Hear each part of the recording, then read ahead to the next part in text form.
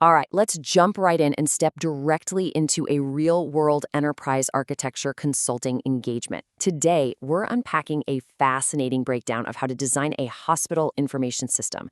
But, we aren't just going to talk about drawing cloud infrastructure diagrams or picking out the trendiest new tech.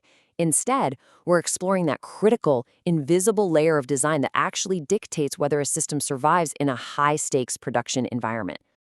Picture this. Two completely identical hospitals. Functionally, they are exact clones. Patients register seamlessly, doctors pull medical records with a single click, the billing is identical, the whole shebang. They have the exact same features. Yet, their operational realities are worlds apart.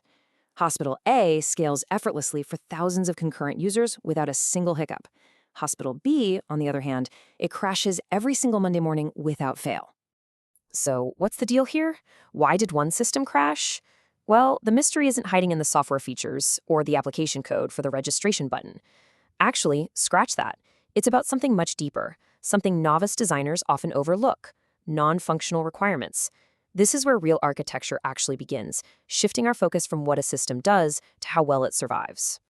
Which brings us to Section 1, the architecture continuum. Just to do a super quick recap of the continuum, we have to nail down the why and what before we can even touch how well a system must perform. Business requirements give us that big why. Why does the system even exist? Functional requirements give us the what. What exactly must it do, like processing a patient bill? But step 3 is our main event today. Non-functional requirements answer how well. And this perfectly highlights that architecture is about the underlying quality attributes that sustain your features. Before you pick a single cloud provider, before you even uncap a marker to draw a database cluster, you absolutely have to define these non-functional requirements. Get this wrong and the business impact is immediate. It's severe.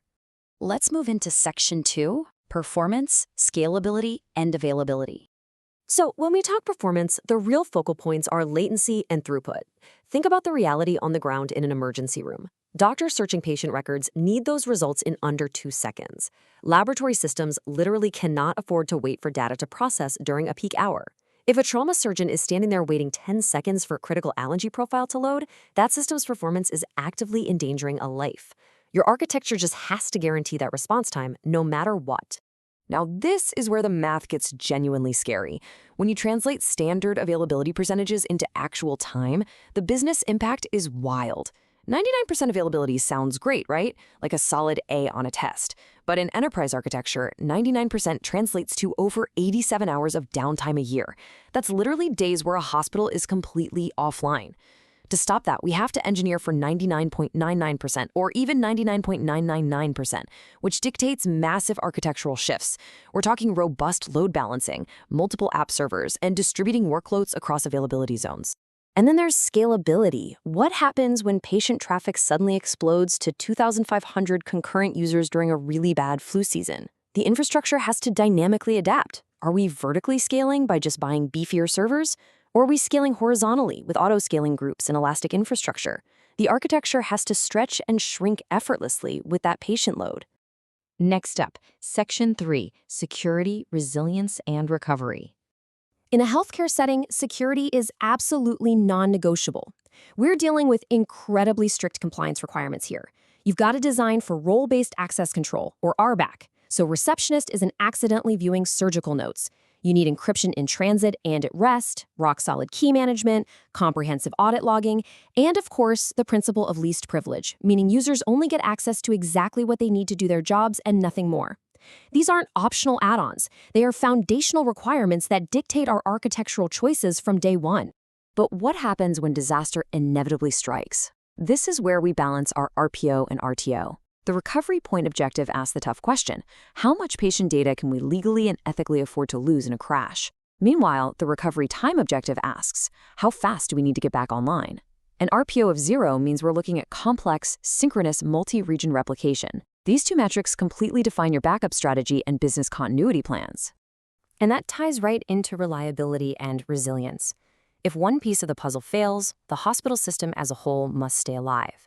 If the billing database crashes, the emergency room's scheduling tool better not go down with it.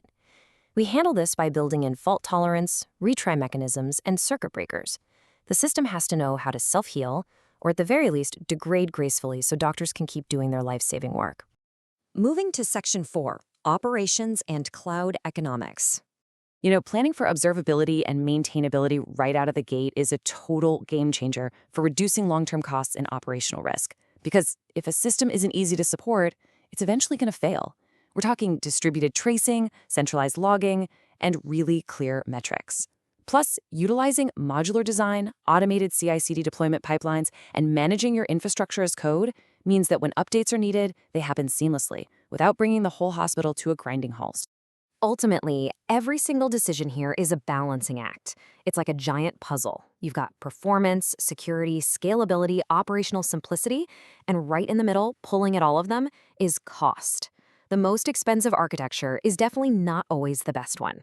Sure, a globally scaled active-active database might give you flawless availability, but it also might bankrupt the hospital.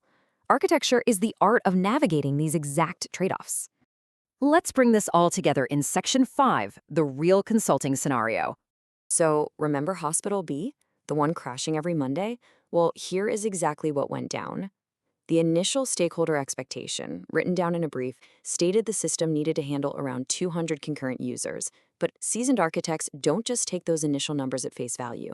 They run deep dive workshops. And what they uncovered was that every Monday morning, you had the night shift logging out, the day shift logging in, ongoing emergencies, and outpatient clinics all opening their doors at the exact same time. The real number wasn't 200, it was 2,500.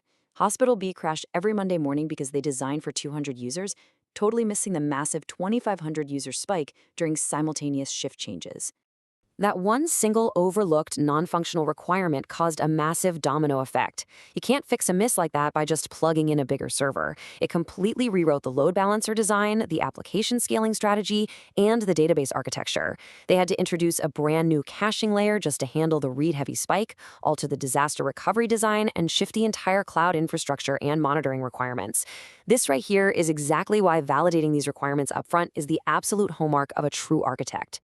Let's wrap things up with Section 6, Key Takeaways. Always remember, architecture is driven by business needs, not by the latest technology trends. You have to fully grasp the why, what, and how well long before you draw a single line on an infrastructure diagram. The business requirements give us our purpose, functional requirements give us our features, but it's the non-functional requirements that dictate the actual structural integrity of the hospital system. In our next explainer, we're going to take everything we've learned today, every performance metric, security standard, and scalability need, and finally move into solution architecture to build out our very first high-level design. But before we go, I want to leave you with this. If you were the architect of a system where a single point of failure could literally cost a life, which non-functional requirement would you prioritize first, and what are you willing to sacrifice to guarantee it?